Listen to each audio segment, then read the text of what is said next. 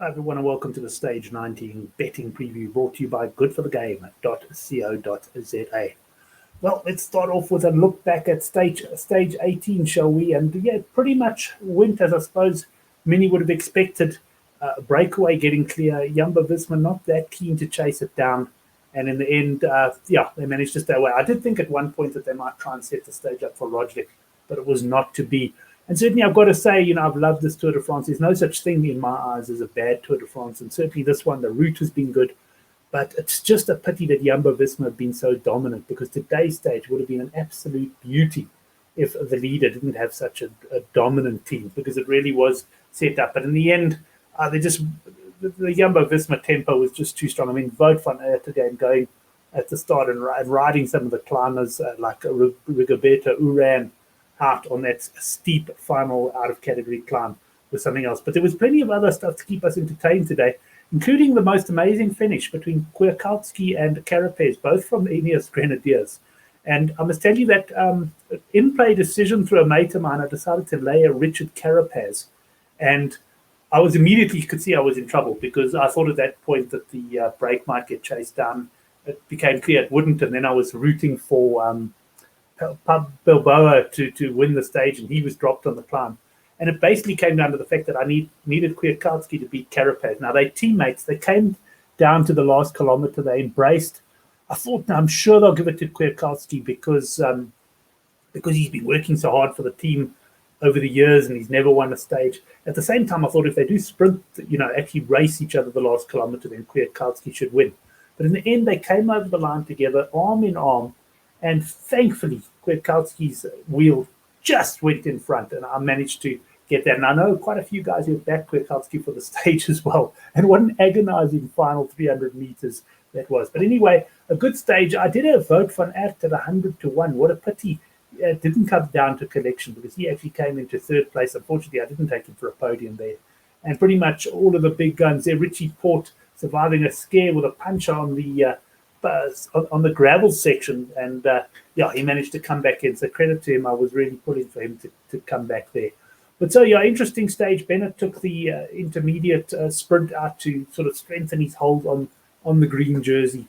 And let's move on now to stage 19. I'm not going to spend too much time going through the classification betting because let's face it, it's almost all over bar the shouting for the yellow jersey, and even the green jersey. I've seen Bennett at 1-10.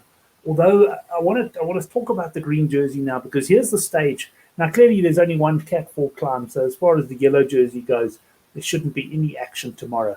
But it's going to be very interesting because this is Peter Sagan's last chance at trying to get the green jersey. And in fact, let's go to those classifications. We've got Sam Bennett on 298 points and Peter Sagan on 246 points. So that is, 52 points difference. Now, there's 70 points on the stage. If you could win the intermediate sprint and win the stage, you'd get 70 points. So he could, in theory, move 18 points ahead of Bennett if he could score on each occasion and also that Bennett didn't score. Now, let's go back to that stage profile. A lot of how this stage pans out, I think, is going to depend on what Bora do and whether they're going to try and get Peter Sagan back into the green jersey race. Just because they try also doesn't mean they will succeed, but a lot is going to depend on that because we've got a pretty flattish start here, a little bit of uphill early on, but gradual drag, and then it goes down. And after 76 kilometers, you climb 4.3 kilometers at 4.7%. And then you'll see it keeps on going up all the way until you get the intermediate sprint at 117.5K. So quite a big altitude gain there. And it's certainly going to be a tough day for team riding hard on the front. Now, we're probably going to get a breakaway go, but I'd imagine that Bora are going to try and keep it under control, keep it on some sort of a leash. But what I'm thinking is on this Cat 4 climb, if they're serious about this for the green jersey, they're going to have to start pushing really hard on this Cat 4. And they've certainly got the team to do it. I mean, they've got an incredibly strong team. At the same time, Quick Step are really strong and can look to keep Bennett there as long as possible. Bennett has looked better over the last few days, but I could see a situation where Peter Sagan and perhaps with the likes of Trentin and some help from the Triple C team actually managed to distance him. And look at this little rise up to the sprint as well. So that's going to be fascinating. Has Sagan got the legs? It looks like he has. And if his team really do decide to put the hammer down, I think we can shut out those sprinters here. Guys like Caleb Ewan, potentially Bennett, although Bennett, I wouldn't write him off totally. You'll see he's joint favourite for the stage. But that will be the thing. And if they can drop Bennett at that point, then yes, they'll probably be able to carry on and ride him right out of the stage. Does that mean Peter Sagan's definitely going to win? Of course it doesn't, because then a smaller bunch will be open to late attacks. And also, of course, Sagan can get beaten in a small bunch sprint or smaller bunch sprint, reduced one. And of course, by the likes of Wout van Aert, who's shown his ability and will no doubt be given a crack at this stage tomorrow. So yeah, could be a very interesting stage. Could finish in a bunch sprint, but I think we're going to get a reduced sprint, because I do think that Bora are going to cause all sorts of havoc here, and we're also going to get all sorts of strong breakaway guys going. There's something like 12 teams that haven't won a stage yet. So this could be a very interesting stage, albeit not on the general classification. Let's have a look at the betting for the stage then. And this is Sunbet. And once again, credit to Sunbet. Their offering in the cycling has been absolutely superb throughout the whole of this tour, both in running, and they're always up early with their prices and with a wide variety of markets. Sam Bennett 9-2, Wout van Aert 9-2.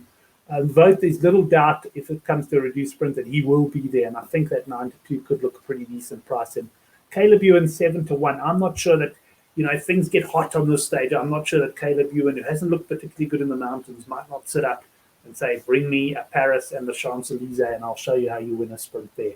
Bear in mind, he has won 2 stages already, so not a lot of pressure on him. Peter Sagan 15-2. Yeah, it's going to be interesting. He hasn't won a stage yet, and he just hasn't looked fast enough in the sprints. But if he can get it down to a reduced sprint, and he's obviously going to be driven by the prospect of the green jersey, then the 15-2 could be in play there. Luka Mesdek, he won that shortened sprint in the stage won by Søren Kragh Andersen. He came in for second, where his team never worked at the right time, but he did show his speed after a hard stage, and he's 14-1. Mats Pedersen, 14-1 as well in the World Champs jersey. Case Bowl 22s, and you can get 25-1. Cabrelli, who should finally be given a chance now that he's off lander duty, and then let's go down to Trentin at 28-1. So that's the betting. Let's have a look at my bets then. And just a reminder, if you haven't subscribed to our channel, you can go down and do that. And if you haven't yet checked out the Good for the Game forum, there's a link in the description box below. Check that out and go and see what other punters fancy as well.